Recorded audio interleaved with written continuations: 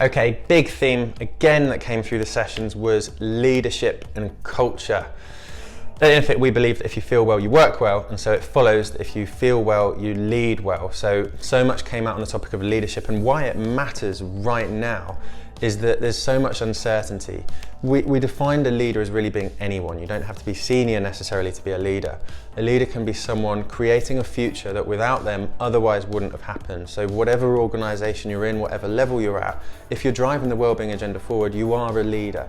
And that comes with pressures. It comes from pressures from above, from beneath, from the expectation you might even just put on yourself to make good things happen.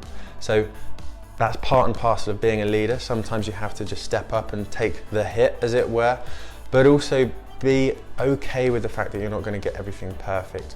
You can do things to make sure that you're more likely to do it though. And we've got a really nice 6-step process in the last session, which began with awareness and finished with action, and a whole bunch of nice steps in between. But awareness, such an important thing.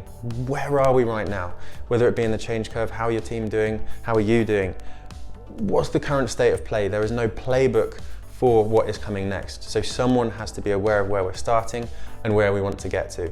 And all of those steps in between basically lead you to the point of action, actually doing something about this. And so in the context of wellbeing, it's things like setting a strategy in place, it's putting a calendar in place, and realizing that you need to bring people with you. They need to be aware that not everything's going to be perfect, but you are listening, you are putting them first, and on the basis of that can genuinely create a culture of well-being. This last really interesting point about legacy, the point was raised that how people are treated is going to be remembered right now. You treat them well, you treat them poorly, that's going to be a big factor in people deciding to stay or to leave. Talent attraction, retention, recruitment was such a fascinating topic discussed. And this last point on legacy, it's about what comes next. At a big macro global level, we could be about to see an incredible shift in the prioritization of employee wellbeing overall. The hope is that things this year in 2020 have sped that process up.